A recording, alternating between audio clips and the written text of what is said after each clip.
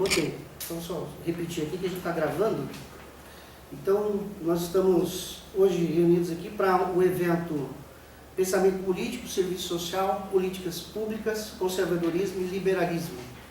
Essa atividade, realizada hoje no dia 31 de outubro de 2018, é uma atividade que faz parte do planejamento estratégico das atividades do grupo de pesquisa, do qual eu sou coordenador, o professor Edson, o grupo de pesquisa e estudos gestão social, inovação, cultura e religião. Entre essas linhas de pesquisa está a nossa preocupação em investigar principalmente os impactos que as políticas sociais vêm sofrendo gradativamente com os movimentos e com as mudanças, principalmente conjunturais. Exatamente hoje, o momento que nós estamos vivendo é um momento de uma das maiores, talvez, grandes mudanças no contexto do nosso país, né? E uma dessas mudanças é que, após um período aí de quase 13, 14 anos, de um governo dito de esquerda, nós passamos agora para um cenário onde a configuração que se tem é de uma formatação mais conservadora e liberal. E aí entra uma questão importante.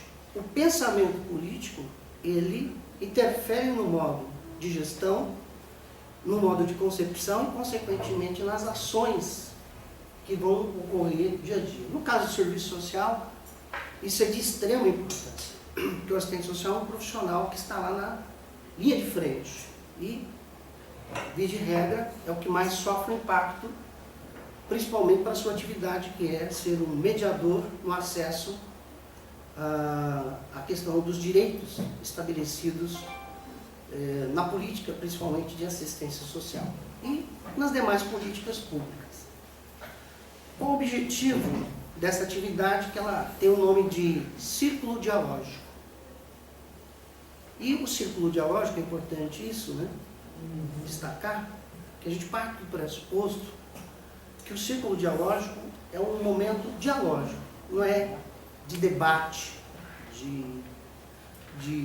no sentido dialético do termo. Eu parto do pressuposto, e eu acho que o momento hoje pede isso, que tenhamos diálogo. No diálogo, eu entendo que ambas as partes, de concordância ou discordância de certas ideias, podemos aprender como ensinar. Então a ideia aqui, bem diferente inclusive de outras propostas, não é fazer doutrinação, não é fazer nenhum tipo de apologia ou tipo que seja de um pensamento hostil. Como aqui é uma universidade pública e essa atividade é uma atividade que está devidamente registrada, né, tanto no CNPq como nos órgãos de competência aqui da UniOeste, Pró-Reitoria de Pesquisa, e é uma atividade da qual faço parte do programa de mestrado do Serviço Social. Então, estamos no lugar certo, no momento certo e muito à vontade no sentido de propiciar algo que é extremamente importante e principalmente para o serviço social. O que seja? Esses dois temas, conservadorismo e liberalismo, têm literatura abundante. No entanto, o modo com que tem sido tratado na categoria é um modo, ao meu ver, unilateral. O convite ao professor Amir, depois ele vai falar um pouquinho dele, é no sentido exatamente de nós fazermos uma reflexão hoje mais introdutória, e a ideia, já vou antecipando o convite, de quem quiser, nós vamos estabelecer uma dinâmica de estudos sobre os clássicos desse pensamento. E isso destoa um pouco do que temos na tradição do serviço social, porque principalmente os alunos profissionais recebem o que é liberalismo e o que é conservadorismo já mastigado, já com uma crítica feita, não permitindo muitas vezes que haja exatamente uma apreciação no que diz respeito a o que realmente esses pensadores estão dizendo. Então a ideia é exatamente nós iniciarmos aqui uma discussão nesse sentido, de ampliarmos a partir exatamente do que são essas proposições. E aí o motivo é bem claro. Estamos hoje com um processo aí que são 4 anos, pelo menos, na convivência com esse cenário. Então, nada melhor do que termos clareza da fonte e do que essas pessoas pensam, o que esses pensadores clássicos pensavam e como que isso está se rebatendo nos dias atuais. Então, a proposta é dialogar. E dialogar pressupõe exatamente o sentido de que não há vencedores ou derrotados, ou a minha ideia é melhor, a tua é pior. A ideia é exatamente permitir o diálogo, de maneira que haja cordialidade, que haja respeito e que, fundamentalmente, nós possamos refletir. E esse é o principal objetivo deste evento, inaugurarmos aí esse processo. Então, quero já de antemão agradecer, que temos um colega, um professor nosso aqui da batalha de sempre do mestrado, e agradecendo aí também um estudioso, aí, principalmente do conservadorismo, bacana, os demais estudantes, o colega também não tem, mas agradecer a presença de todos, e aí o professor Amir tem aí um tempo de 1 hora e pouco, e posteriormente a gente abre para dialogarmos, ok? Pode ser, não?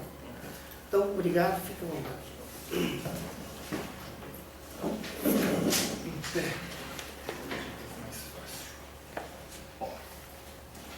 Boa noite a todos.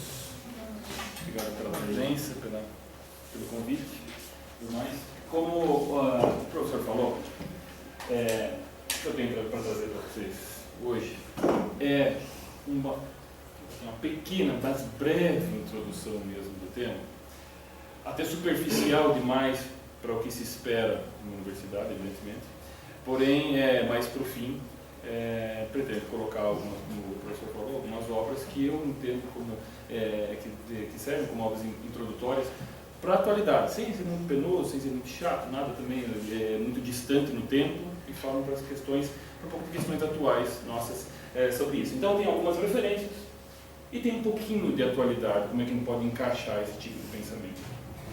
Eu não é minha ideia chatear muito vocês com uma série de referências que eu estou falando, mas elas, como o professor falou, a intenção, pelo que eu tinha entendido, e eu acho que é isso mesmo, de fazer uma introdução do tema. Pensamento conservador, dito por um conservador, como nota introdutória, como uma coisa mais ou menos se apresenta desse ponto de vista. Do lado de cá, sou conservador, não como um rótulo, mas vou me encaixando nesse tipo de coisa aí. Sou chamado disso, sou acusado disso, como vocês melhor entender. Muito bem. Conservadorismo, vamos lá. Como é que eu faço aqui para isso funcionar? Começou bem, vamos lá. Agora vai. Ok. Por que nós, em geral, não sabemos o que é? É difícil sabermos o que é sem informação mais ou menos qualificada de ambos os lados, de vários lados, ou sem ter lido algum autor conservador sequer. Daí fica difícil se a gente for querer saber o que é. Mais ou menos, e a gente tem essa dificuldade, não temos uma grande tradição, a gente tem uma ruptura de tradição intelectuais conservadores, de produção conservadora no Brasil. Isso ficou um pouco distanciado da universidade, da mídia e da intelectualidade mainstream em geral. Então, a gente ficou distante. Então, a gente tem explicado o que é conservadorismo por um lado que não é conservador. Então, é mais ou menos como perguntar para um corintiano o que é ser corintiano e o que é ser palmeirense. Ele vai falar o que é ser palmeirense, não muito elogiosamente, e vai louvar o seu lado corintiano. Então, a gente fica meio impossibilitado, fica meio distante de uma conceituação um pouco mais fiel. Embora, como já repeti e falo mais uma vez, seja bem superficial, que eu trago aqui bem introdutório mesmo. Então, dos usos de conservador, como vocês bem conhecem, como é mais comum, isso está mudando nos últimos tempos, com um tanto de fetiche também em cima do conservadorismo, tem muito disso, todos os conservadores são muito maravilhosos e estão sabendo o que está acontecendo. Pelo contrário, tem muito fetiche nesse negócio, tem muito maluquice também, com tudo na vida.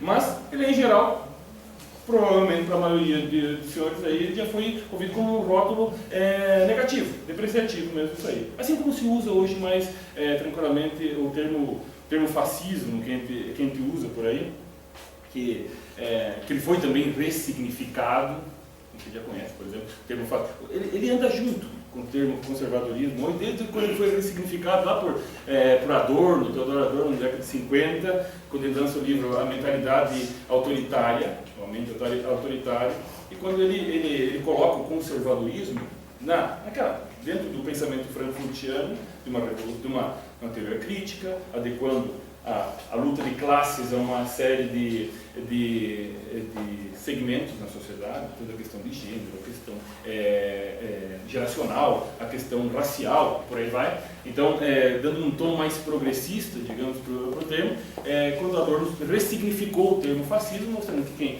está contra uma ideia de uma nova ordem, de revolução social, que se adequa mais, que se adequa à ordem, que anseia pela ordem, a ordem na família, nas leis, na cultura, nas tradições, na religião. Qualquer tipo de ideia que se adequa a isso é uma ideia doentia, e daí você ressignifica e é uma ideia geralmente fascista. Então essa ideia foi se trabalhando, essa ressignificação desse termo até chegar a nós, e muitas pessoas, não digo vocês porque eu não conheço vocês, mas repetirem isso a partir dessa ressignificação.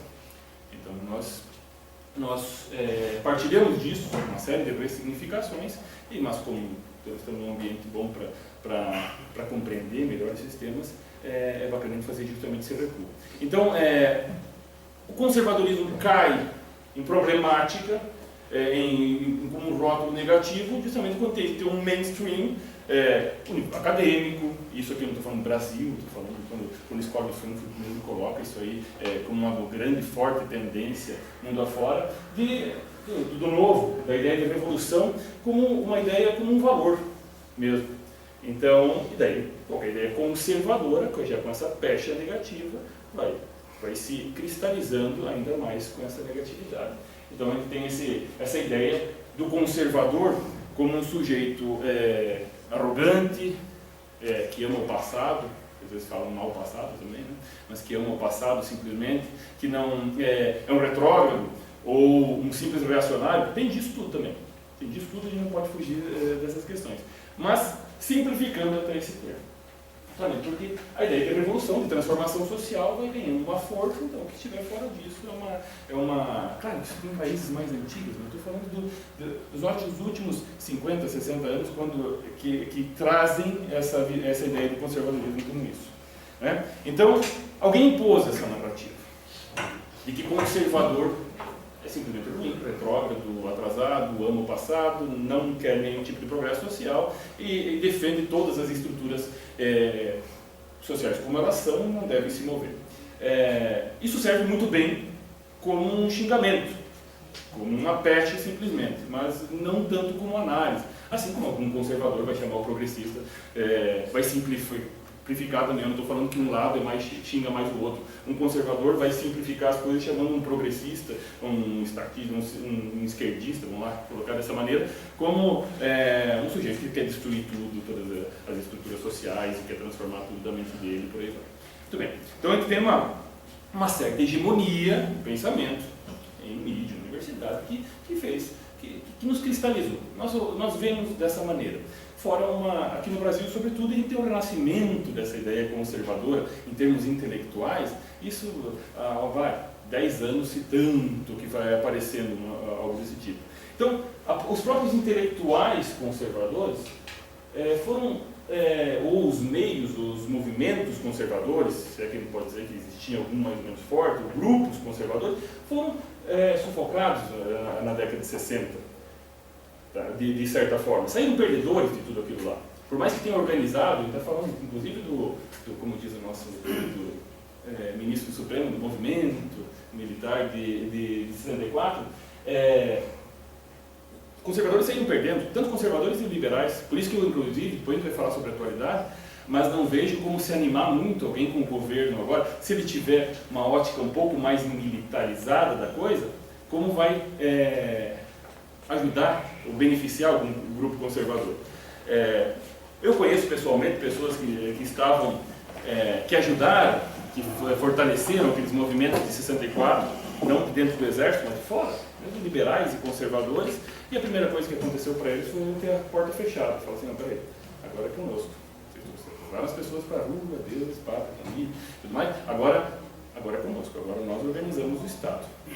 O exército chegou e saiu perdendo, foi enfraquecido, os grupos conservadores foram enfraquecidos, parou ali. Qualquer grupo de intelectualidade conservadora, eu não estou falando de sociedade, tá? Em geral, do pensamento popular, estou falando de grupos intelectuais, de fato.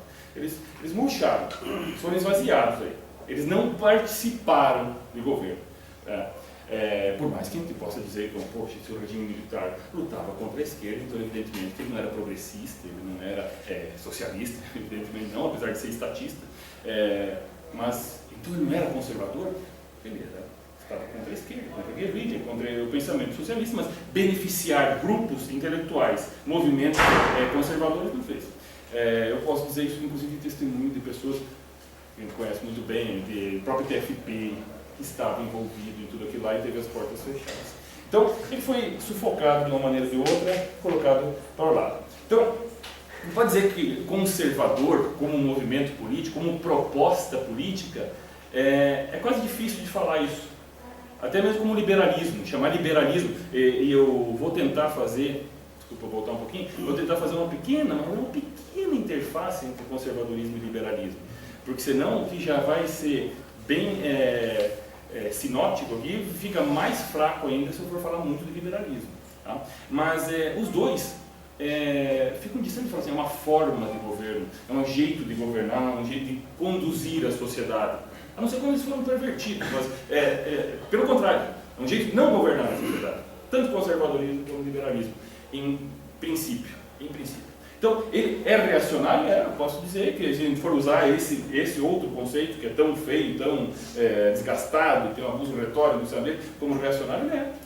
Nasce muito de Revolução Francesa mesmo, a sociedade está mudando, está mudando toda a ordem social e agora nós temos que elaborar alguma coisa em defesa dessa ordem.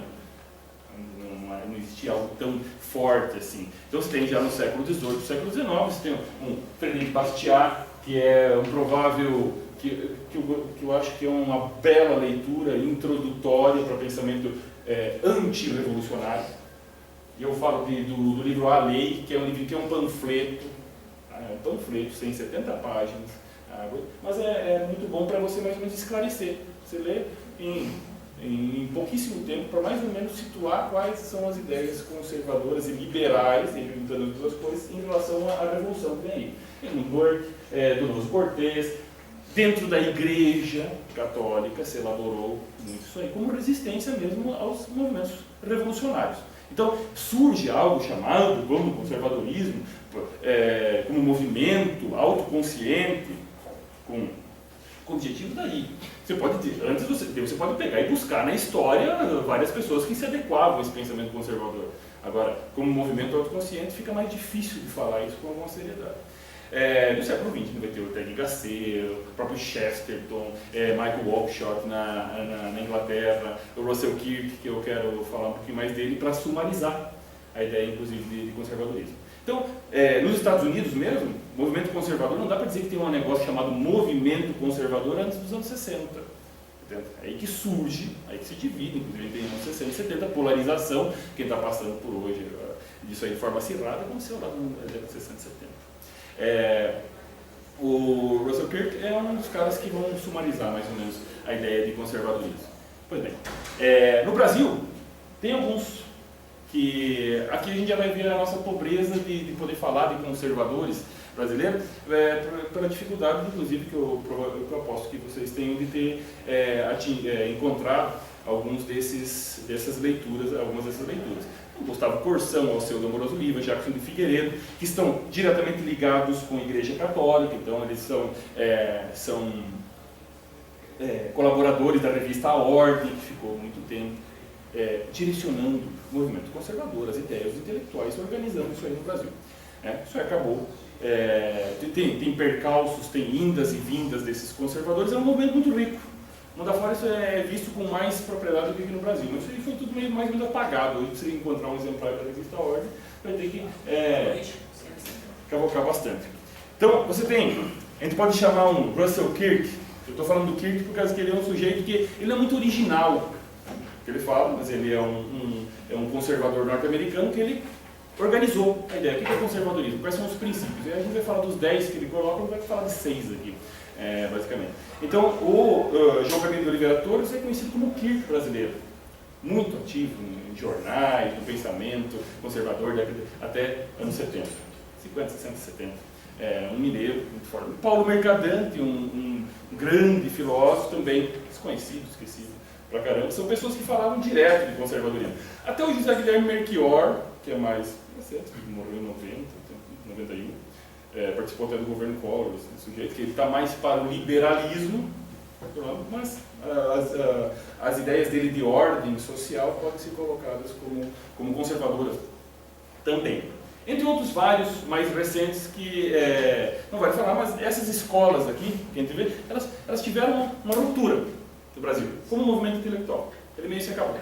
Meio se acabou não, se acabou. Hoje isso está sendo cavocado, sendo buscado novamente, como eu falei para vocês, de uma forma legítima. Acho muito bom, não foi mal nenhum fazer isso aqui, procurar conhecer inclusive a história desses movimentos, mas também como fetiche de muita gente, ser conservador, tradicionalista, tudo mais, tem muita frescura envolvida nisso.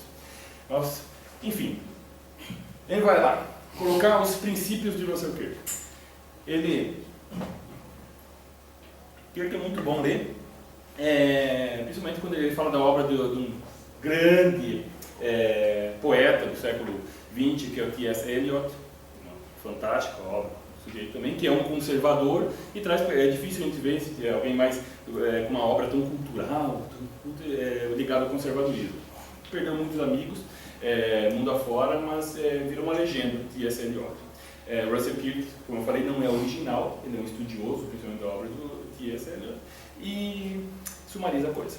Bom, eu vou colocar 6 pontos básicos aí do Russell Kirk mesmo. Para a gente ter uma ideia do que é o conservadorismo, e principalmente eu peguei os que mais se adequam à ideia de liberalismo também econômico, porque, como está falando, a ideia de conservador nos costumes, liberal na economia. Né? Isso talvez nem precise dizer isso, tá? Porque tem 6 pontos que são muito próximos disso, fora esse primeiro aqui. Então, para o conservador, em geral, ele vai acreditar que há uma ordem moral e duradoura, há uma verdade transcendental. Então aí ele já não, você vai ser um materialista histórico dialético, não vai dar certo em ser um conservador, né? Porque a verdade é construída pela história, pela classe dominante, impondo a sua visão, ali as classes dominando, explorando e tudo mais. Não é por aí, um conservador não vai sair desse tipo de visão. Há uma verdade acima dos homens, inclusive por isso que não é muito verdadeira a ideia de que o conservador é um cara presunçoso, que quer impor uma nova ordem. Uma série de desvios nisso aí. Tá? Mas, pelo contrário, ele não é um dirigista. Um conservador de pura cepa não pode ser um dirigista, porque ele acredita numa ordem, mas não é imposta, muito menos por um governo central planificado. Isso é um ponto que o conservador foge disso. Ele tem desconfiança absoluta em relação ao Estado. Então tem uma verdade transcendental que está acima dos homens. Se eu estivesse mais falando de filosofia, ia falar de direito natural, de lei natural, aqui, que eu sei que isso é pouco tocado na universidade em geral. Parece uma coisa superada, essa ideia de lei natural, o direito natural, e a gente fica vendo os contratualistas para cá, enfim. Então, há uma ordem duradoura. Então, há uma referência acima dos homens. E só essa referência pode dar uma certa liberdade numa organização social.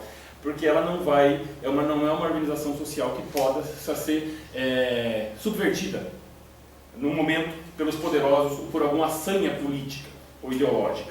Ela não pode. Isso está acima. Há uma verdade, há um centro de referência.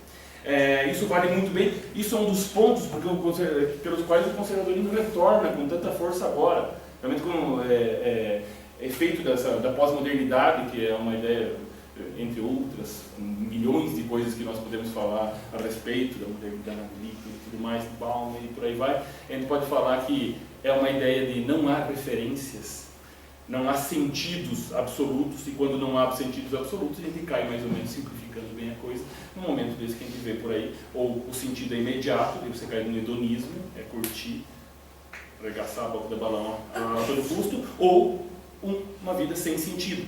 Você dá a cabeçada na parede, você se corta e vira o diabo. Né? Literalmente, para quem é conservador. Quem não é, leia só um segundo de verdade. Mas, então, o conservador vai... Há uma ordem. O mundo sem essa ordem transcendente, ele fica mais imediato, essa ordem, ou sem a referência. Muito bem. Isso é um princípio. Para ser um conservador de verdade, vai lá, como qualquer movimento no qual vocês estejam, tem os de verdade, os mais falsos, pervertidos ou subversivos. Também tem. O conservador tem para tudo. Louco como em qualquer lugar.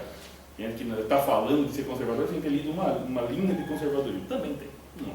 Então, o conservador adere às convenções, às próprias ideias de continuidade e a estabilidade, o elo entre as gerações. Então, assim, os costumes, as regras, os padrões têm uma função social, eles têm uma validade muito grande para o conservador. Ele não acredita na ideia de ruptura total. Okay? Se controle. Daí que vem a velha figura que é o que é um conservador? Ele vê a sociedade como assim, nós, atuais, nós de hoje, o que nós somos? Nós somos como anões nos ombros de gigantes. Essa é uma visão conservadora, muito, muito clássica, essa ideia. Né? A geração atual é como anões nos ombros de gigantes. Nós conseguimos ver mais longe do que a geração passada? Sem dúvida que conseguimos ver mais longe. Só que só conseguimos ver mais longe porque nós estamos em cima de tudo que a geração passada construíram. Então, se eu subverter tudo, destruir tudo que foi feito, eu já não vejo tão longe. Isso é perigoso para um conservador. Destruir toda uma ordem, posso criticar, a ordem não é perfeita, a ordem social, mas ela merece algumas reformas, mas não uma transformação total, porque isso é sempre visto com muita desconfiança. Por quê que é visto com desconfiança? Porque ele tem medo do novo, porque ele é um babaca simplesmente, que se apega às coisas antigas, aquele cheiro de naftalina, na Idade Média que era bom, quando a gente ia conquistar Jerusalém, aquilo que era legal. É por causa disso? Não, é porque essa mudança virá como? Como é que eu vou fazer a mudança social? Vai ter que ser um grupo que vai fazer. As mudanças sociais acontecem, o conservador sabe disso, e as deseja. Mas como é que elas acontecem? Com as convenções se transformando, vindo da própria sociedade, de maneira mais orgânica. Se for através do Estado, de um grupo de intelectuais, de alguém poderoso, ela vai ser mais perigosa ainda. Por quê? Porque vão ser algumas pessoas transformando toda a sociedade, todos os rumos sociais. O conservador desconfia disso. Ele tem medo disso. Que a sociedade se transforme, o conservador de verdade, ele não tem medo, mas é a sociedade se transformando. Não um grupo de revolucionários, sejam eles políticos, intelectuais, seja lá o que for. Aí não. Aí ele tem muita desconfiança, justamente porque são algumas pessoas planificando, direcionando tudo. Ele desconfia disso. E aí, posso ter uma interface muito grande, muito aguda entre liberais e conservadores. O planejamento central, a planificação social desde um centro de pessoas, ela é perigosa. Se desconfia do poder do Estado. Um conservador sempre desconfia do poder do Estado. Princípio. E se o conservador chegar ao poder, aí é o poder. Né? A gente já sabe mais ou menos como isso acontece. Aí é perigoso. Ele se torna ele mesmo um cara perigoso. Por isso que eu digo conservadorismo como governo é um negócio também perigoso como todo tipo de governo. Porque o governo, enfim, vamos lá. Esse equilíbrio. Prudência, é o que eu acabo de falar. A ideia de reforma. Nós mudamos a sociedade? Não. O conservador não pensa em mudar a sociedade. O conservador pensa em reformar um ponto ou outro, por exemplo, uma legislação que estiver desgastada, porque a sociedade já mudou, aí sim. Agora, mudar a sociedade de rumo, não. Por quê? Por isso que eu acabei de falar. Porque sempre vai ser alguém mudando a sociedade. Quem é essa pessoa que muda a sociedade? Quem que tem a chave disso aí? Quem que vai mudar a clave? O conservador vai desconfiar disso. Então, a reforma versus revolução. Conservador, se for ficar assim, basicamente ele é um anti-revolucionário. Contra a ideia de revolução. Do começo ao fim, não tem ideia de revolução, a não ser que se você usar essa palavrinha de uma figura de linguagem, o conservador vai desconfiar disso, vai acusar isso, vai ter medo disso, Porque a revolução vem sempre por um pequeno grupo, não é por toda a sociedade. Isso ele vai mudar. Então, o conservador se apega à ideia de variedade. Isso aqui parece muito estranho, né? Um conservador não quer aplicar um padrão específico para todo mundo? Não, isso é uma outra, é um outro vício humano que não tem ideologia de aplicar um padrão para todo mundo, né? A ideia é que é muito fácil de a gente incorrer nisso, porque afinal a gente está certo e os outros estão errados. Então, seria bom que os outros se adequassem a esse nosso padrão. Mas variedades, porque ele diz tem elites. Até o S ali não está errado, ele disse não, tem elites. Então, quando você vai ver, assim, por exemplo, uma sociedade norte-americana, ela é conservadora mais ou menos, mas depois que você tem um princípio daí liberal, um capitalismo muito avançado, em que qual que é o distintivo de dignidade das pessoas, do dinheiro, o consumo, aí vira um padrão para todo mundo ter acesso ao consumo. Se você não tem consumo, você tem uma vida que não vale a pena. O conservador vai se opor a esse tipo de coisa. Opa, não, porque às vezes todos vivem, isso massifica a sociedade, você não tem dignidades diferentes. Por isso que um conservador é no mínimo um pouco mais aristocrático, no mínimo. Você não busca um pouco mais de nobreza, que significa o quê? Ter a dignidade além da ordem simplesmente econômica. Né? Porque senão isso vai massificar. Se for a ordem econômica, se todo mundo, desde o sujeito da favela até o cara mais poderoso do Brasil e do mundo, o critério de vida deles, de dignidade, for dinheiro, você massificou a sociedade. O negócio que você tem é um sujeito pior e outro melhor. O conservador fala assim, isso não vai funcionar. Isso prejudica, isso fere a questão de variedades e vai ser um problema para a sociedade. Esse tipo de coisa.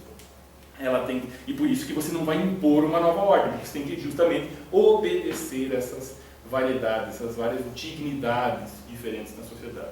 E de fato, para um conservador, ele vai ver uma sociedade moderna, hipercapitalista, como um problema, nesse ponto de vista. Aí, conservadorismo e liberalismo vai se dividem. Por quê?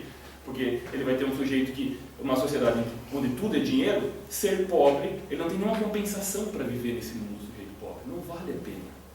Ele está marginalizado mesmo do ponto de vista social, porque está do ponto de vista econômico, já que a economia é tudo. Então, veja, conservador também não é tão bruto assim na questão social, é questão econômica, social, marginalidade, até a questão de alienação social, é uma visão compartilhada. O conservador vai, peraí, se tudo for dinheiro, você vai ter pessoas que têm uma vida que não vale a pena. Essas pessoas não têm nenhuma compensação para viver nessa sociedade, porque elas não participam desse círculo. Então esse é um baita problema. Imperfectibilidade. Não dá para fazer uma revolução, porque tem os limites para a planificação social. Então o conservador vai ver sempre uma ideia, de transformar, mudar todos os padrões econômicos e políticos e de autoridade de uma sociedade, com um baita problema, porque isso vai ser aquilo que aconteceu, basicamente, nessas experiências. Vai ser violento e empobrecedor. Porque se eu quero planificar, eu vou transformar todos vocês, fazer a planificação, que todos são iguais. Significa que eu vou ter que atingir diretamente a natureza de todos aqui, porque são todos diferentes no fim das contas. Então, esse é um medo do conservador. Uma planificação social, a aplicação do socialismo, do comunismo, é muito perigosa. O comunitarismo é outro papo. Mas um comunismo, de forma mais ampla, ele necessariamente é violento para um conservador. Por quê? Porque ele trata de acabar com aquelas variedades da sociedade, trata de impor uma nova ordem e de excluir o respeito a uma série de individualidades. Eu sei que, teoricamente, não, peraí, mas está lá, você não leu Marx, você não leu pessoas, vai lá, mesado, seja lá o que for, que tem as visões de nuances sociais, sim, que serão preservadas. Okay. Serão preservadas, mas no fim das contas não são. O conservador vai desconfiar desse tipo de coisa. Então, por isso que ele vai ser contra reformas sociais, socializantes, por causa disso. Porque elas vão quebrar uma ordem mais ou menos natural e impor uma nova ordem. Isso significa atingir diretamente a natureza, as expressões e as faculdades de cada um. Ok. Aí a gente tem um novo ponto de conservador com liberal, que é liberdade e propriedade são intimamente ligadas. Então, pro conservador, é fundamental a ideia de propriedade privada, por quê? Porque ele é um burguês safado? Não pode, porque ele é até contra a ideia de burguesia, um conservador de verdade. Não pega nem bem ser burguês como conservador. Mas por que a propriedade é tão importante? Porque propriedade, segundo a ideia de Bastiat, que não pode ver isso aí, a propriedade é uma expressão da individualidade das pessoas. Ah, você está querendo ir o cara que não tem nada, então não tem expressão. Evidentemente que no mundo, numa sociedade mais pobre, essa expressão é justamente menor. Por isso, que o simples capitalismo, simples economia de mercado não resolve tudo para um conservador. Ele vai um pouco além disso, tá? Ou até depois disso, como bem entender. Então, mas a propriedade é fundamental por quê? Por aquele princípio que eu acabei de falar, de medo do poder político. Porque propriedade é poder pulverizado. Se eu tenho 3.000 propriedades aqui no meu entorno, na micro-região, significa que eu tenho 3.000 pessoas com algum poder de resistir a alguém que não seja o Estado. Que seja o Estado. O poder pequeno, talvez nem tanto, talvez possa se juntar, o poder tem diminuído justamente porque o Estado tem avançado, mas é isso que vai ser necessário, é poder pulverizado na sociedade.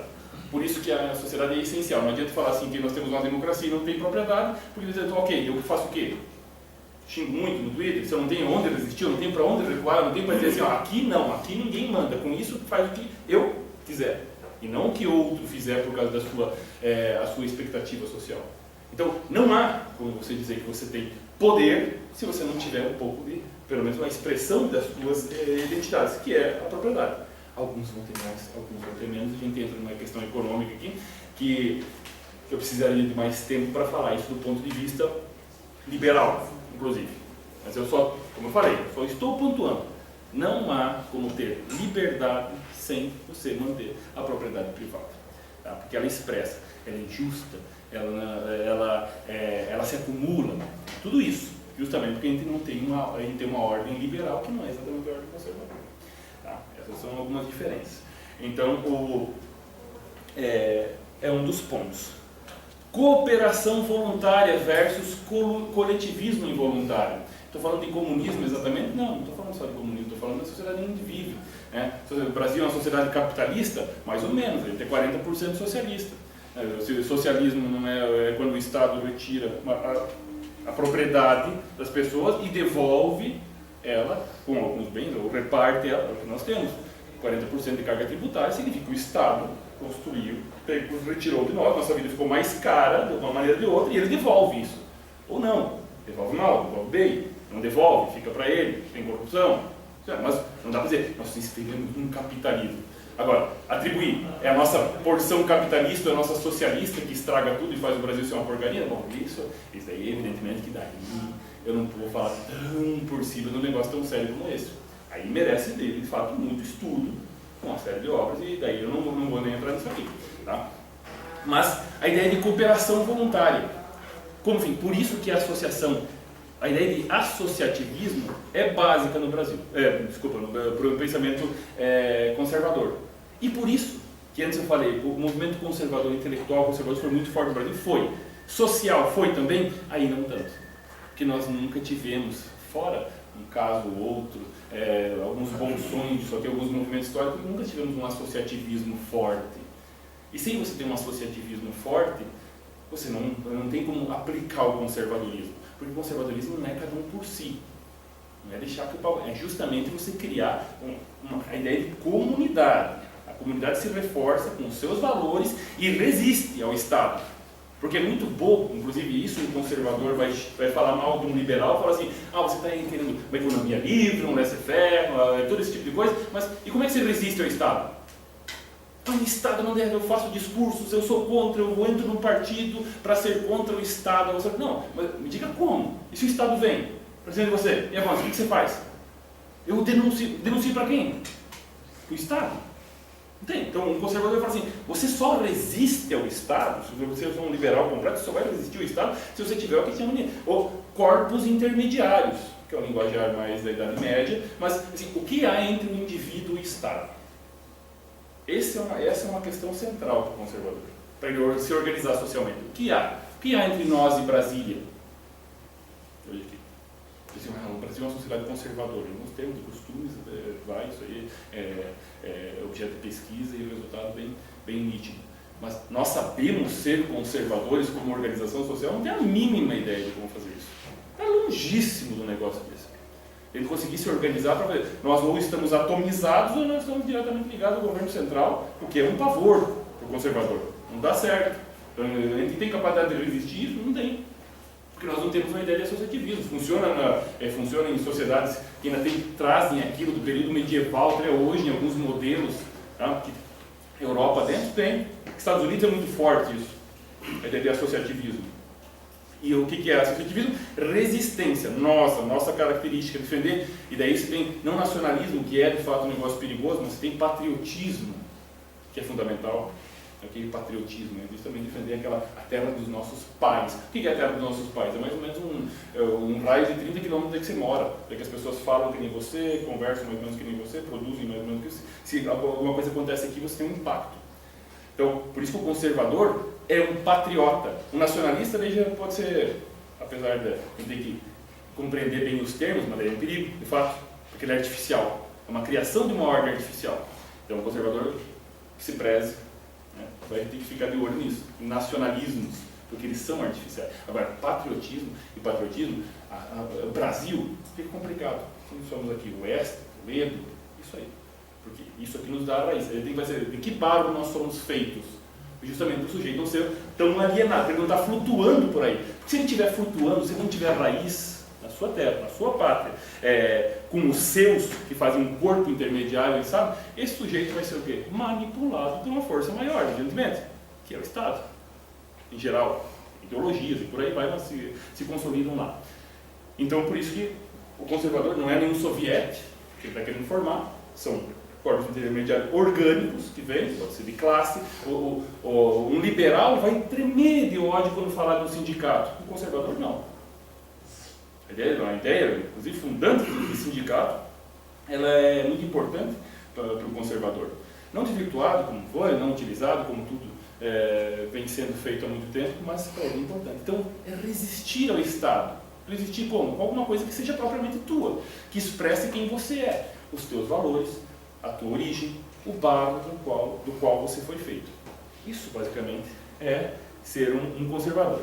Aí, pode falar, eu vou rapidinho com essa onda liberal para voltar ao conservadorismo. Só porque o professor colocou de falar bem rapidamente sobre liberalismo. Então, vendo isso, essa ideia de indivíduo contra o Estado, aí que está.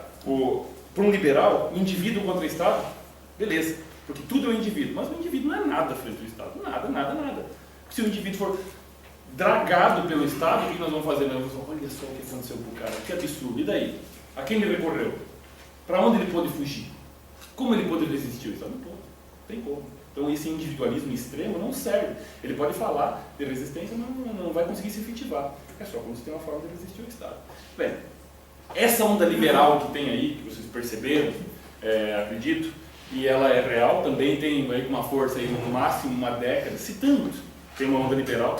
A gente pode dizer que nos últimos 4 anos isso aí, que vocês podem ver mais Mises, menos Marx, esse tipo de coisa que todo mundo já viu por aí. Ela veio para ficar. Isso vai aumentar. Inclusive o Carlos Alberto Almeida fala isso aí de uma forma bem apropriada na pesquisa social dele. Veja, não estou falando de nenhum conservador, muito menos um cara de direito, Carlos Alberto Almeida. Isso é normal, uma maior escolarização, a demografia vai mudando, vai deixando para trás a geração passada, vai morrendo, você vai tendo pessoas novas, um maior desenvolvimento, vai enriquecendo, por quê? Porque é normal, mais ou menos normal enriquecer, ter acesso a algumas coisas dentro do capitalismo, tá? Normal, um cara pobre hoje tem mais acesso a uma série de coisas, e eu não estou falando só de questões de proteções sociais, mas então é normal o sujeito ver assim, um olhar mais crítico ao Estado. Então nós, brasileiros, vamos passar, próximos 5, 10, 15, 20 anos, por uma boa mudança nessa perspectiva, de olhar o Estado como o salvador da pátria. Tá? Tem uma geração forte disso, mas isso está mudando, uma crítica maior ao Estado vem aí, e isso não tem como separar. Pode ensinar o que você quiser, as pessoas vão ver, elas vão sentir que elas pagam impostos. O próprio enriquecimento normal vai nos deixando mais liberais, porque eu vejo quanto que sai no meu holerite de imposto de renda. Porque eu sei que quando eu compro material escolar tem 32% de imposto em cima, então isso é mais caro. Quando eu compro a cachaça tem 90 e tanto por cento em cima, daí sim o cara fica louco. Então isso vai acontecer. Não tem como a gente ver assim, o Estado é ineficiente, ele é caro, ele pesa na minha vida, e isso é bom. Não estou falando para ser liberal, para a gente não ser trouxa, porque a gente ainda tem, até no nosso linguajar, a gente fala de o Estado deu, o Estado não ora. O governo, ainda mais, o governo deu algumas coisas, o governo não dá nada para ninguém, os caras fazem senador, deputado, fazem vaquinha lá e dão alguma coisa para alguém. Não, dinheiro público. Esse próprio linguajar nos esconde uma série de coisas. Né? Pega um norte-americano e fala desde cedo, isso aqui é um taxpayer. Assim, você é pagador de imposto. Vamos fazer tal coisa? Vamos, só que é o seguinte, isso aqui eu fico mais pobre quando eu faço essas coisas. Qualquer benefício social. É um problema se eu sou contra qualquer tipo de benefício, qualquer tipo de política pública. Agora, a noção de que aquilo custa e que para me ser dado alguma coisa, antes ela é retirada, isso a gente tem que ter. Para fazer políticas públicas eficientes, que durem. Senão simplesmente o cara construir algo e o Estado não deu, isso aqui a gente tem que superar. Até para fazer políticas públicas decentes. Até para, eu quero virar uma Suécia, até para virar uma Suécia. Num país escandinavo, vai ter que ter, senão a gente fica nessa desgraça. Porque a gente acha que é dado, a gente acha que não sai nada. Então, esse tipo de onda liberal que vem aí, é isso mesmo. E isso, mesmo para quem é mais socialista, isso é evidente que é bom, para que a coisa funcione, uma ideia de eficiência. Então, não engano, inclusive para fugir de populismo, é fundamental que isso aí se consolide. Porém, a gente vê uma margem aí da sociedade, que a gente já pode esperar 4, 5%, como a gente observou, e isso vai crescer. Até quanto? Até ponto de ganhar a eleição? Duvido muito, que nos próximos 20, 30 anos, mas enfim. Mas vai estar aí, pautando muita coisa na sociedade, essa onda liberal. Só que daí o cara vai achar como assim, a economia, né, temos que mudar a economia. Mas peraí, quem tem que mudar a economia, caramba? Algum tipo de burocrata que vai fazer uma lei, que vai escrever num papel que a economia é diferente de alguma coisa? Assim, o que é economia? Economia é resultado. Economia, a gente fala de economia, o resultado, a soma das relações produtivas de uma sociedade. Produtivas, de comércio, de transferência de bens e por aí vai. É a soma disso. E eu não tenho relações produtivas, quer dizer, as relações produtivas são reflexos das relações sociais. Porque a economia numa guerra é diferente da economia de outro lado. Por quê? Porque as relações sociais são em outro ponto. Então ela vai depender disso. Então, mesmo que eu precise de uma economia evoluída, eu preciso de relações sociais saudáveis, uma sociedade de cooperação, uma sociedade de confiança, como fala o Alan Perry. E por aí vai. Então, é baseado nas relações sociais. Um liberal vai ter que entender isso se ele quiser ser de direita, senão não é o suficiente. Por isso que, um presidente que queira consertar a economia do país não vai poder fazer muita coisa antes de resolver, de alguma maneira, 70 mil homicídios por ano. Porque por que você vai investir, por que você vai construir alguma coisa de longo prazo numa sociedade em que você pode morrer amanhã, vão te roubar e vai ficar por isso mesmo? Não há bases para isso. Então a economia vai depender disso. Então o conservador está dando esse recuo, está dando esse passo para trás, depende disso. Então, e nisso aí, o conservador vai brigar com o liberal e não vão se entender. No fim das coisas, pode até se juntar em algum momento. Eles vão se distanciar em vários momentos também. Então, se eu quero uma sociedade mais produtiva, o que é ser mais produtivo? Fazer as coisas em maior quantidade, mais rápido, com mais qualidade e menor custo. Isso aí não são máquinas que fazem isso, é um tipo de mentalidade. Então, essa mentalidade é uma mentalidade social. Tem sua base nas instituições, na ordem social. Para o bem ou para o mal. Vai ter que depender disso. Mas, muito bem. Essa base, para um conservador, essa base social para o desenvolvimento, é feita de laços. De alguma forma. Não adianta ficar vendendo grão para fora, se isso aqui tem que voltar aqui. Isso aqui tem que nos enriquecer. Então, a base social para desenvolvimento é algo duradouro que retorna para cá. Nós não podemos estar alienados, lembra? A nossa comunidade. Isso tem que servir para nós. Então, esses laços têm, sim, convicções, de algum grau de convicção nós precisamos. Aí a direita brasileira, olha lá, eu estou fazendo uma crítica à direita brasileira dentro da universidade pública, que já né, eu sendo mais conservador. Então, assim, estou abrindo uma guarda danada, tranquilo sobre isso. O conservador vai falar de convicções. O voto, o que a gente teve como eleições? Eleições é dissenso. É decisão de algumas coisas porque não tem mais acerto. Então, legal, não tem. Alguém vai ter que ser o presidente. Então, vai ser aqui. É uma decisão com base no dissenso. A direita, por exemplo, pode ser, vocês têm receio da direita crescendo, ela nem sabe ainda, eu estou falando isso como um cara de direita, apesar de ser podre falar um negócio desse tipo, eu acho um bobo rótulo, mas enfim, para facilitar a coisa a gente fala. Por mais que alguém está falando assim, está superado o negócio de direita e esquerda. Ontem à noite, no Roda Viva, estava o Zé Arthur Janotti falando direita e esquerda o tempo todo lá. Então está vivo esse tipo de ideia.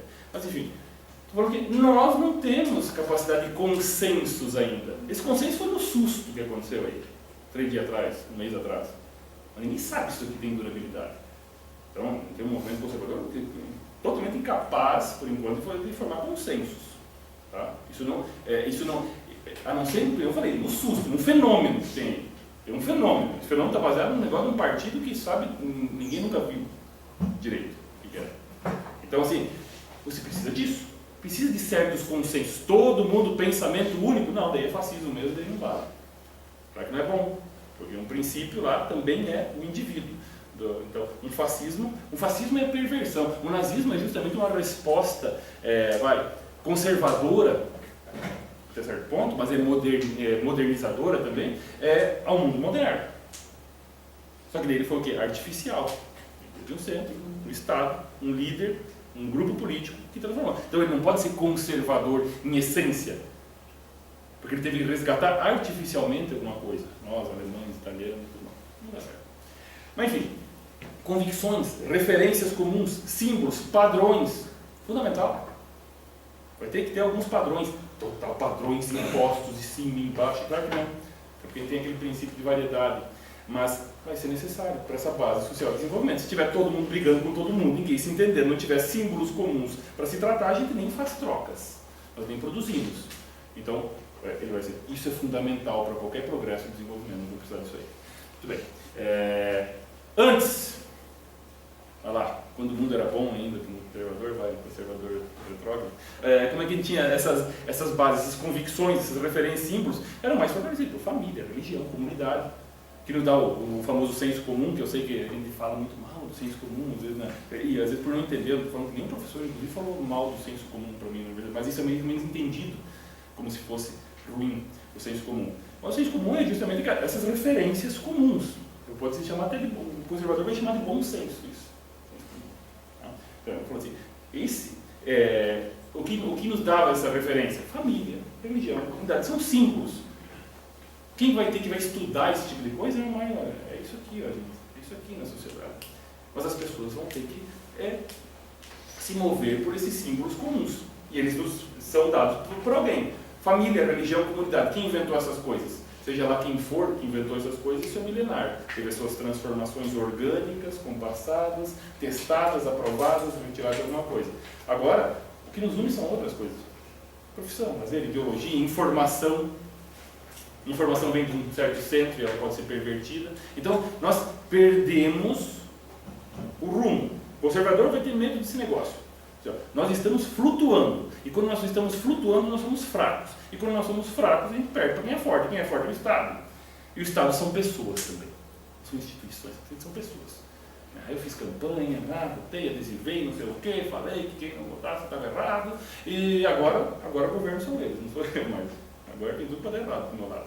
Assim como para vocês também, não para qualquer um. Então, o cara vai, assim, eu não posso estar flutuando, eu preciso ser forte, eu preciso ser resistência. Não é só uma conservadora é resistência. Para ser bem adequado ao momento. Então, olha só. Mentalidade e mudança social para o conservador. Eu já estou indo para o fim, para ficar tranquilo. Eu falo assim, aqui tem uma ideia, essa ideia está num dos livros que eu acho que deveria ser estudado por vocês, principalmente serviço social, o livro Liberal Mind, tá? Mentalidade esquerdista. Eu achei muito interessante ter isso aqui. Como algum tipo de criação, algum tipo de formação vira um pensamento social. Isso vem desde a criança. Pode ser feito lá. Então, nós temos uma neurose levada à arena social, política e econômica. Hoje, justamente porque o sujeito está desprendido de quem ele é, da comunidade dele, das suas orientações, está flutuando. Então, ele quer o quê? Ele leva os seus impulsos próprios, desligados de comunidade, de algo acima dele, por aí vai, para a arena política, social e econômica. E isso desregula a sociedade. Por isso que um conservador vai fazer uma baita de uma crítica à sociedade atual. Então, a gente sempre fala, um conservador vai falar assim do pessoal do progressista, talvez eu esteja falando, perguntando vocês aqui, mas estou falando, o conservador fala assim, o que é um progressista? É um cara que o que ele não gosta, ele quer proibir. E o que ele gosta, ele exige que isso seja dado sem custos. É uma crítica um pouco mais severa. Ele quer que o mundo dele... Ele tem as suas taras, as suas vontades, que não são exatamente padrões, tá? Que foram legados por família, religião, comunidade, e ele vai querer que essas taras, vontades, desejos, desligados de família, religião e comunidade, sejam aplicados como lei e sejam uniformizados para a sociedade. O conservador vai dizer, isso é perigoso. Isso é perigoso porque isso é revolucionário. Muito bem. Então, você tem hoje, por isso que o conservador, o movimento conservador sobre a forma como a educação se organiza, a formação das pessoas e a informação por aí é dada. Por quê? Porque esses pontos, principalmente a educação, ela desenraiza. Vocês podem ter projetos e uma ideia bacana sobre isso. Eu só vou falar do ponto de vista conservador, porque eu também sou professor e quando a gente tem um encontro de professores e é falado assim, qual é o papel da educação? O papel da educação é desconstruir aquilo que o cara trouxe de casa. Eu falo, não, é isso mesmo, em casa é machista, tudo esse tipo de coisa. Mas o conservador vai dizer, opa, perigo. Por que perigoso? Porque substitui aquelas instituições permanentes que foram testadas, aprovadas, consertadas, reformadas e por aí vai. E substitui por quê? Isso despersonaliza o sujeito. Ele chega na educação, ele é despersonalidade. Tudo aquilo que foram as referências para ele. Para quê? Para um novo conteúdo. Mas esse conteúdo agora é do bem, é por um mundo mais harmônico, pela paz, pela justiça, igualdade. Ok. Mas que despersonaliza. E quando você tem todo mundo orientado segundo esses princípios, você tem uma massificação de pessoas. E daí fere alguns princípios, se vocês lembrarem alguns princípios dos quais eu falei antes. Então isso não é educação para um conservador, isso é reeducação. Então para um conservador, fora alguns abusos, a menina lá no Santa Catarina, que tem uma série de problemas, esse tipo de coisa lá que aconteceu de ontem para hoje, não sei se vocês viram, mas enfim, depois a gente fala. Eu falo assim, nós temos uma série de campos de reeducação. Quando a educação está com o propósito de desconstruir tudo o que foi feito em casa, o que ele trouxe da rua, da religião, tem que ver, mas é para o bem. Beleza. Ok. Sempre foi feito para o bem. Milhões de pessoas foram mortas com a ideia de fazer o bem. Século passado e continua sendo assim. É perigoso. Tá? Perigoso porque é violento e perigoso porque são algumas pessoas redirecionando todo o processo social. Então, sem esses símbolos comuns, não se estabiliza a personalidade do sujeito. E daí, por isso que eu digo que a gente lê, vocês lerem, aquela ideia do Liberal Mind, muito bom. Que família, inclusive, vai servir para isso aí.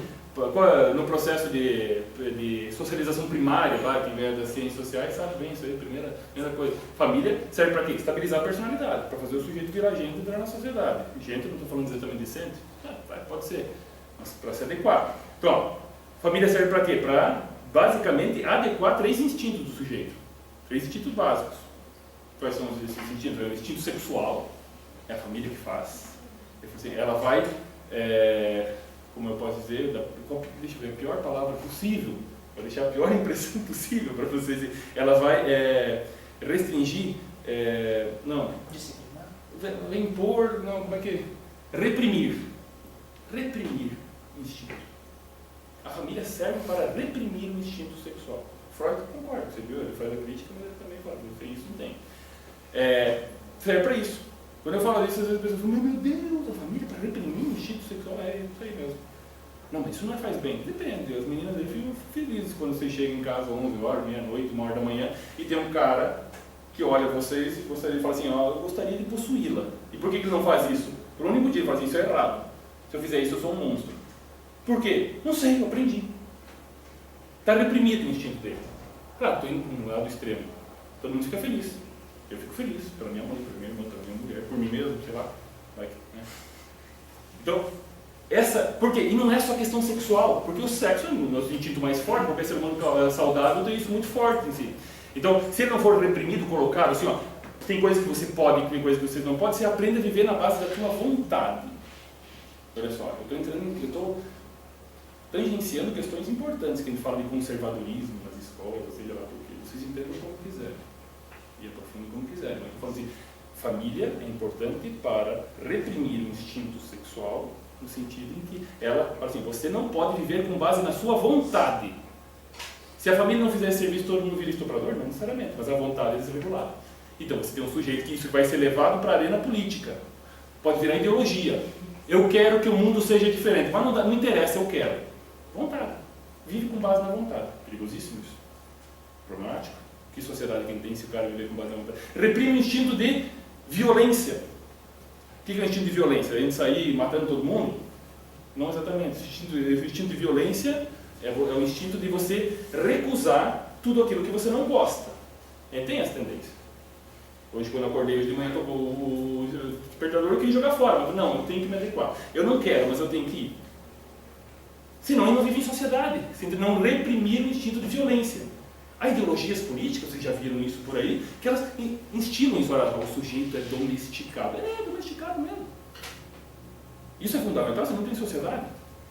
Demais, fera, você vira todo mundo soldadinho, um padrão só, essa sociedade improdutiva, pobre, vai desaparecer. Sem padrão nenhum, você não tem sociedade, é selva. Mas enfim, outro instinto, a família serve para reprimir e adequar o instinto de aquisição. Todo ser humano saudável, comum, ele prefere uma situação melhor a uma situação pior. Então ele quer ter coisas. E a família vai ensinar desde cedo esse sujeito que para ter coisa ele vai ter que produzir algo em volta. Chega até aquela parte triste da vida da gente que os pais vão falar assim para o sujeito, ele está lá, deitado, traz uma água. Ele fala, não, vai pegar você. O que aconteceu? Até aqui estava dando certo, não, agora não pode mais. Por quê? Você quer alguma coisa? Quer 50 no fim de semana? Você vai arrumar o teu quarto, vai se acertar com o teu irmão, vai deixar de ser besta. Alguma coisa você vai ter que fazer. Você vai ter que dar alguma coisa em troca. Enfim, porque é assim. Você tem que valer a pena na sociedade para ver. A gente aprende na família. Mas se a família se retirou, se a família não te dá mais esses princípios, e os princípios são outros, nós vamos ter, veja, o sujeito que age com base na vontade, sem a ideia de relação de troca, e sem a ideia de se adequar a coisas que ele não quer fazer. Eu sei que ninguém quer fazer coisas que não quer fazer. É idiota essa frase, inclusive. Mas eu quero que pessoas vão todo dia trabalhar sem querer para produzir alguma coisa que eu consumo. Que é vital para mim, tudo mais. Eu quero, eu desejo, eu não vou ser hipócrita e dizer que não.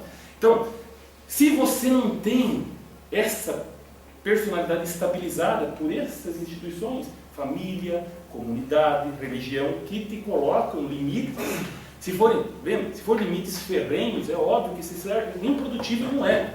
Você vai emascular ele, você vai neutralizar qualquer vontade dele. Mas se não colocar isso num limite produtivo, e tem famílias e sociedades que são mais assim, religiões que são mais ou menos assim, vai ter para todos os gostos.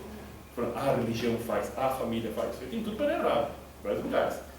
Mas se você não fizer isso, e o que a gente vê não fazendo isso, você tem uma sociedade toda degringolada nessa base. Então isso vai cresce a demanda por garantias, por proteções sociais, por condições específicas, porque eu quero, porque eu preciso, e eu não consigo produzir nada, porque eu nem ensinado a isso fui. Então, por uma série de orientações, eu quero leis que regulem a sociedade. Uma coisa que a gente sempre fala assim, a gente já tentou pensar em alguma solução para alguma questão social que não envolva fazer mais leis e mais investimentos do Estado? Nós brasileiros nem conseguimos pensar nisso. Por isso que não tem sentido de associativismo. Ele nem sabe imaginar uma solução que não seja mais leis do Estado ou mais investimento do Estado. Ele não consegue sair dessa cultura. Isso aí é problemático, não deveria saber. Mas enfim, veja que se eu só peguei o caso da família, que se o sujeito estiver desenraizado dessas instituições, isso vira bandeiras, demandas políticas. A gente vê isso de uma forma crescente, de uma forma muito nítida isso aí. Essas demandas que estão aqui, garantias, proteções, condições, orientações, leis que regulem, por quê? Basicamente, o que é isso? É um sujeito mimado, que vira teologia política. Assim, uma simplificação grosseira e estúpida, inclusive, que eu estou fazendo. Eu mesmo, se não preciso falar depois. Eu não estou falando que é simplificação estúpida que eu acabo de fazer. Então, você tem aí uma massificação. Então, para não tomar demais, eu juro para vocês que deve ser mais 2 slides só. Juro que deve, é meio complicado. Mas, enfim, o que está acontecendo agora? A gente tem uma massificação e uma onda conservadora, e também é meio mal escrito isso aí. Há uma onda conservadora. Ai que bom, ai que medo. Tudo bem. existe do Brasil no mundo afora. Tá? Por quê? Porque isso também é resposta. Isso aqui, ó, inclusive, se quiser uma referência para isso aqui, eu nem estou dando as referências dos outros, desculpa. Eu só estou falando mesmo sem dar referência. Ah, por que tal? Depois no fim eu falo. Tem uma listinha aí para vocês, para nós. Mas isso aqui, ó, ideias do próprio Manuel Castells, que longe de ser um cara de direita, conservador ou liberal, né, mas ele fala justamente da sociedade em redes, é bom, tem que ser estudado, ele, muito legal. Então, tem um último livro dele aí, é um dos últimos, que fala justamente ruptura das instituições democráticas. O Brasil passa por um fenômeno disso aí, também. Como o Ocidente em geral, tem tudo bem, vai colocando tudo, simplificando. A gente passa por isso. Trump, 5 estrelas, Pegida, na Hungria, na Polônia, Brexit. Bolsonaro, o que está acontecendo? É uma onda conservadora. Por que isso aconteceu? Há uma crise de representatividade. Isso aí é óbvio, todo mundo já sabe, foi mais do que repisado esse tipo de coisa. Então, ninguém nos representa. Há um distanciamento disso aí. E a crise de representatividade é chamada do quê? Da crise de todas as mães. Desculpa, a mãe de todas as crises. Crise de todas as mães. Também, elas estão nessa. É a mãe de todas as crises. Por quê? Você tem crise de desemprego mundial, crise econômica, terrorismo, meio ambiente, uma infinidade de crises mundo afora. Mas a de representatividade, a crise da democracia é chamada de a mãe de todas as crises. Por quê? Porque você não tem soluções da envergadura do desemprego, terrorismo, crise de refugiados, tá? Esse tipo de coisa, xenofobia e por aí vai. Você não tem solução para isso se não for uma solução política. E se eu tenho uma crise de representatividade, o indivíduo não comunica mais com os seus representantes, eu não vou ter, a solução fica dificultada, obviamente. Então, você tem um recuo, você tem uma reação. São reacionários os conservadores que estão no mundo afora? Exatamente. Não teria uma palavra melhor para isso. Estão reagindo. Ok, crise de globalização e hiperglobalização. Globalização todo mundo já sabe o que é, o livre curso de capital, mercadoria e pessoas. O que isso acontece? O que acontece com isso aí? Uma massificação danada. Eu me lembro quando eu tinha 14 anos de idade, uns 20 anos atrás, mais de 20 anos atrás, eu fui morar em Curitiba. Cheguei lá, desci do ônibus, todo mundo via de longe que eu era um capial. Descia olhando para cima, assim, porque eu falava diferente, eu vestia diferente, tinha tudo diferente. Não precisava explicar para ninguém que eu não era dali. Hoje tira um cara daqui e vai para lá e tem o mesmo boné, a mesma gíria, o mesmo jeito de se adequa, massificou. Eu estou falando aqui é Curitiba. Mas massificou. As pessoas podem, hoje eu dou aula para adolescentes, o cara está ali na palma da mão dele o que ele queria ser. Eu queria ser um otaku, sei lá, eu queria ser um sul-coreano. Eu não sou, o cara está ali, o pai dele está numa sala, a mãe dele está no outro, inclusive não estão juntos os dois, se estão na mesma casa, mas ele não se identifica com nada daquilo. Porque massificou, ele é outra coisa. E quando ele massificou, ele se desprendeu. Quando a gente massifica, não ficou tudo mais junto, ficou tudo mais longe. Porque você perdeu a identidade. Então é uma perda de identidade muito forte. Hiperglobalização é o que é hiperglobalização? É o chamado de globalismo. A gente tem dificuldade de falar em globalismo, que parece uma coisa meio Illuminati. Mas não, essa é a questão. O que é a hiperglobalização? São as legislações, são regionais ou mundiais, daí é uma blusinha da ONU, que vão ter, os países perdem soberania. Ou seja, o cara já não sabe quem ele é, porque ele consome o que todo mundo consome, ele não tem nada a ver com o cara do lado, ele atomizou, ao mesmo tempo que ele massificou, ficou só ele como um cara, e então ele perdeu a identidade, e ele perdeu as referências do país dele, e o país dele não legisla mais sobre assuntos internos. Por que foi um Brexit? Foi justamente isso. Estavam lá burocratas em Bruxelas falando como seria a legislação sobre refugiados, sobre questão trabalhista, seja lá o que for, de meio ambiente, na Inglaterra. Os caras falaram, opa, não, aqui dentro do nosso lote somos nós. E daí? Sai disso. Eu sei que tem muito mais do que isso. Não, o Partido Trabalhista brigou com um monte de questões. O voto popular, fora as fake news, foi com base nisso. Uma reação.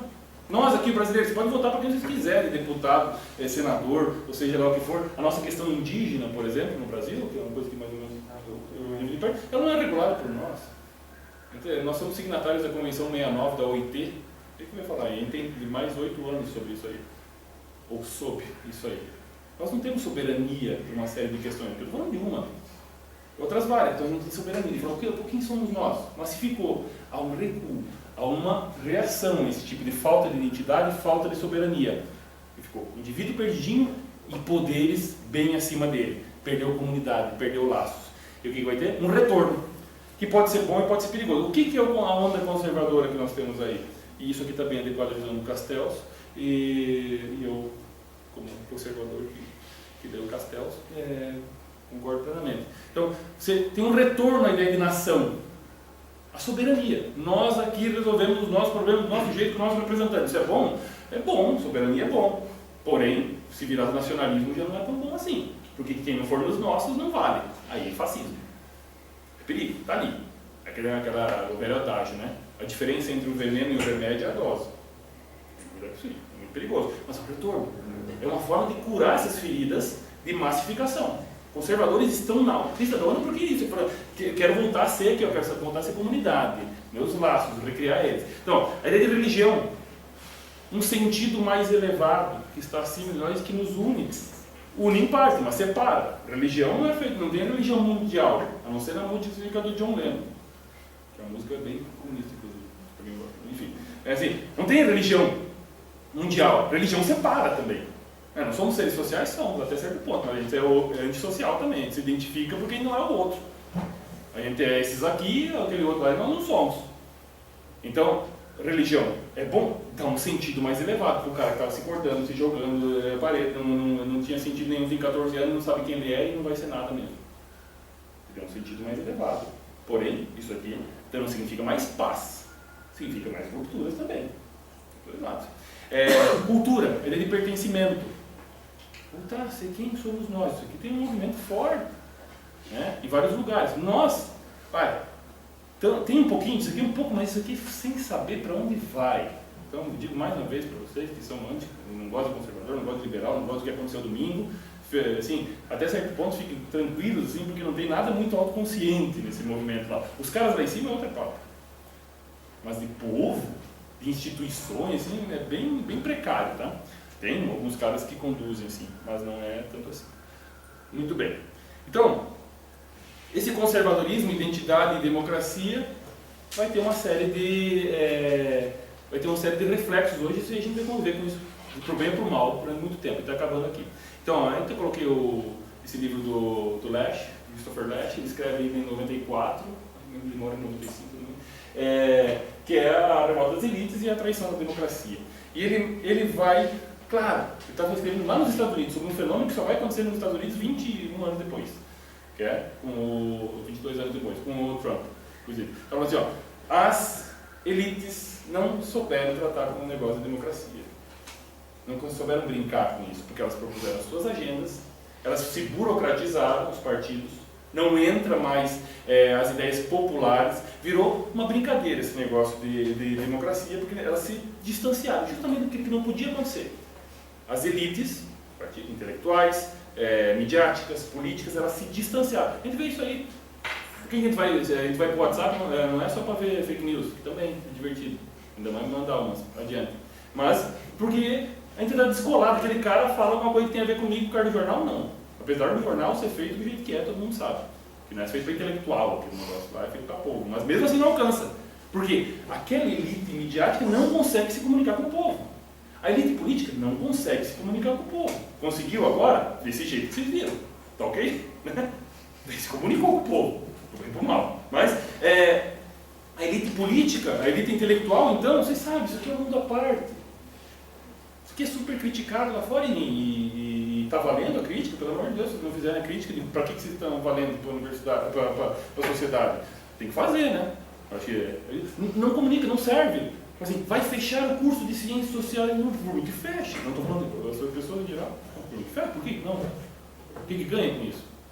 Então, mas os povos não entendem. Pois é, porque o povo não entende, isso está caindo. Então tem que ficar atento, a onda que está aí. Então as elites não souberam ler isso. Então existem agendas políticas que são totalmente descoladas do povo. Isso não é ser populista, isso é ser democrático também. Ou senão você vira um pequeno ditador que quer a chancela do voto. Mas o povo não entende, o povo escolheu errado. Peraí, é com calma. Vamos lá, como é que funciona o negócio da democracia, não é bem assim. Mas, enfim, e para ir acabando aqui, para conservadorismo e liberalismo, quer dizer, pega essa frase de Robert Nisbet, que é um pai é um conservador, inclusive, um historiador bom. As raízes da estabilidade econômica estão nos grupos e associações que não são essencialmente econômicos. É uma frase que eu acho importante, que justamente cria aquela interface entre liberalismo e conservadorismo. Não é fazer um desenvolvimento econômico, ele não pode ser descolado da realidade. Qual é a nossa realidade? É uma agenda política, ideológica, que vem desde cima para baixo, ou é uma realidade construída? Falha, controladora, dominadora, seja lá como for, pelas instituições que estão à nossa volta. Tá? Estou falando de questão de legitimidade. Nem estou chegando no ponto, imagina, de falar assim, o que é bom, o que é pior. Não, eu consegui pensar um plano para o povo que vai ser melhor do que deixar o povo por conta. Vai ser. Estou falando de legitimidade. Então, você tem isso aqui. Fora isso, eu tenho algumas leituras, inclusive, que eu diria para vocês. Olha só, essa aqui que eu falei, Frederic Bastiat, que ele é mais conhecido como um liberal. Ele é liberal. Esse é um sujeito que está no miolo lá da Revolução Francesa e está, eu acho muito legal, ele está prevendo alguns problemas de socialismo na época. É um livro, lembre-se, é um panfleto isso aqui, panfleto, não tem profundidade acadêmica, teórica, nada, é um panfletinho mesmo. Russell Kirk, que eu acabei de usar ele como exemplo para 6 pontos ali do conservadorismo, tá? A Política da Prudência é um dos livros dele, interessante. Esse aqui eu diria para vocês, que é o pessoal de serviço social, todo mundo acha que eu acho que são, daqui para frente tem 3 livros que eu acho que são transformadores de visão, que devem ser estudados, estudado no livro, não é isso que eu estou falando aqui, fazendo propaganda de conservadorismo, é isso que eu estou fazendo aqui hoje, né? Na verdade, depois a gente se inscreve, quem vai contribuir com o conservadorismo no Brasil, mas eu não estou fazendo estudo do conservadorismo, estou fazendo uma propaganda. O Liberal Mind, do Lloyd Oster, esse aqui é um psicanalista, olha só. E vai fazer uma série vai colocar uma série de ideias. Para quem é das ciências sociais, as 50 primeiras páginas desse livro aqui eu acho maravilhosas, são essenciais. Ele fala de instituições.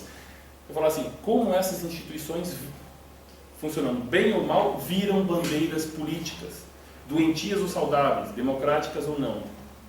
Tá? É muito bom o Liberal Mind, está traduzido já para o português, a mente esquerdista. As causas psicológicas da loucura política. É interessante. Polerologia, Psicopatas do Poder, Andrew Lobachevsky, também é um psicanalista, tá? Que ele vai falar como...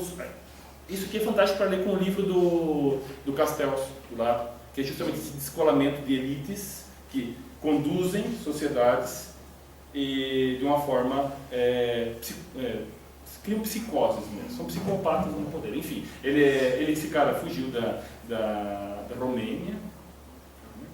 Enfim, ele estava na cortina de inquérito, trabalhava para o Estado, como todo mundo trabalha para o Estado. Né?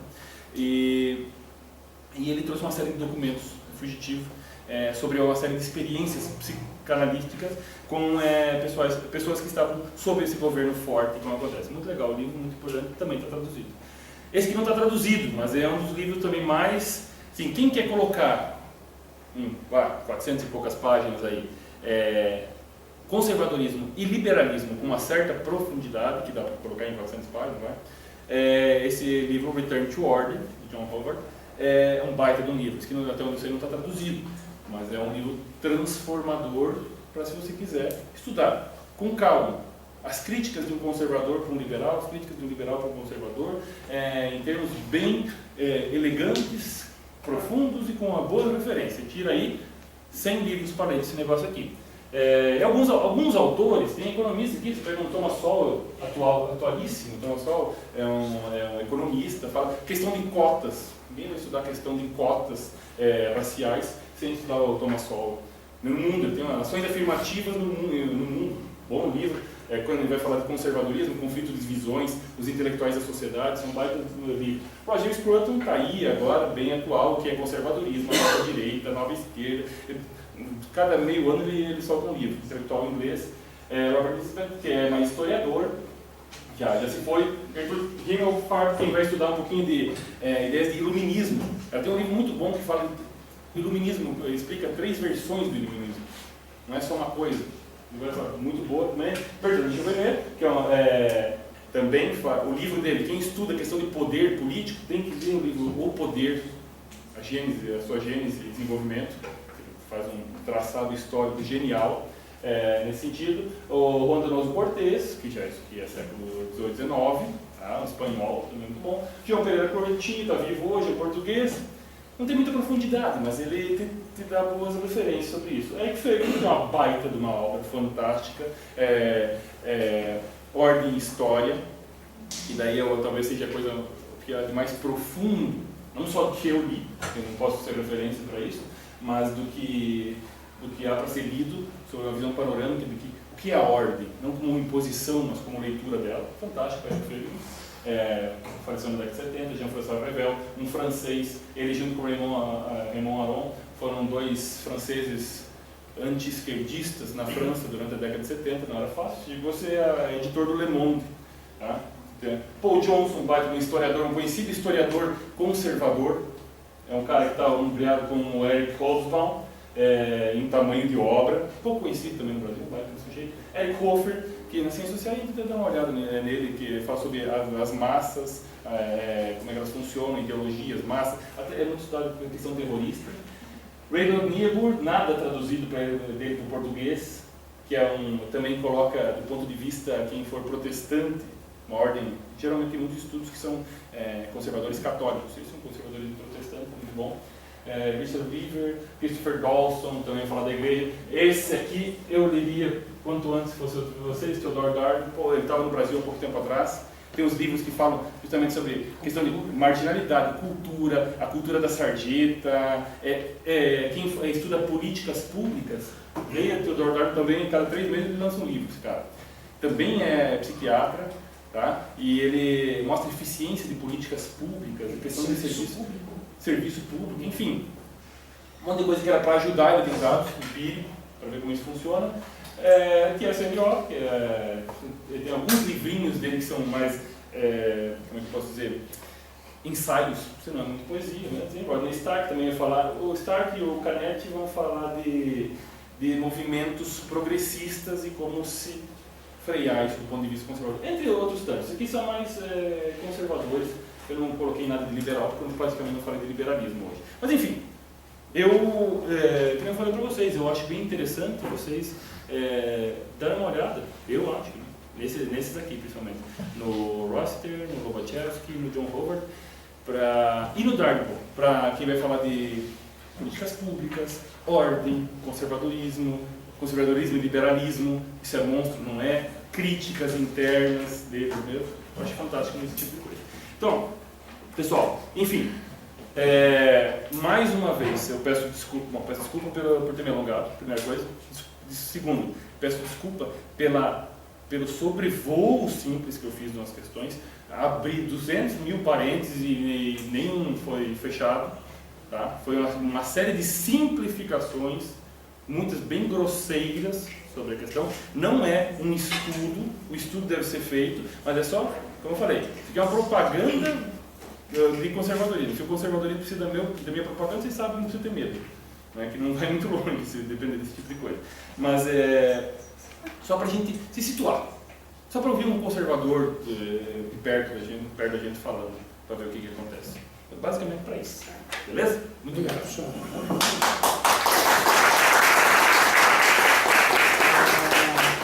Queremos agradecer então, Choromi, pela brilhante exposição. E aí, só lembrando, assim, talvez, quando eu fiz a abertura, expliquei a proposta e a dinâmica dessa atividade, só para recordar, né? Essa atividade, ela faz parte do grupo de pesquisa, portanto, essa atividade aqui, ela é de estudo, né? Então, é um grupo de estudo. O objetivo dado ao nosso momento histórico, a proposta era exatamente dar essa visão panorâmica, colocar o lastro dessa visão. E, como eu tinha dito, no serviço social nós temos aí, nessa atividade, um modo muito peculiar de fazer a análise, principalmente dessa questão do liberalismo e principalmente do conservadorismo.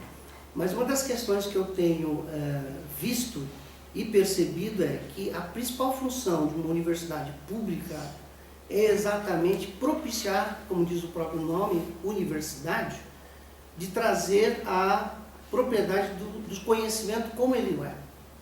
E aí, esse grupo de estudo tem exatamente esse objetivo. críticas ao conservadorismo e ao liberalismo nós temos muito. E o que a gente percebe é que se vê muita crítica. Eu tenho, inclusive, feito um teste empírico, confrontado, inclusive, colegas com pós-doutorado, falando, escuta, qual conservador clássico você leu? E eu tenho ficado assim, arrepiado, porque o pessoal não sei. Então, é assustador perceber que a gente faz críticas, né? Ou pior, eu sou marxista. Então, qual foi a obra de Marx que você leu e qual foi a principal percepção que você teve dele? Não li. Então, muito complicado. Então, antes de abrir para o diálogo, só queria assim, reforçar, aqui é um grupo de estudo e, dada a temática, nós abrimos a oportunidade, comunicamos inclusive, para que outras pessoas também, se tivessem interesse, viessem participar. Mas o objetivo da palavra diálogo, e é uma metodologia, eu já fiz, essa vai ser a 7ª atividade do grupo, com essa proposição metodológica de diálogo.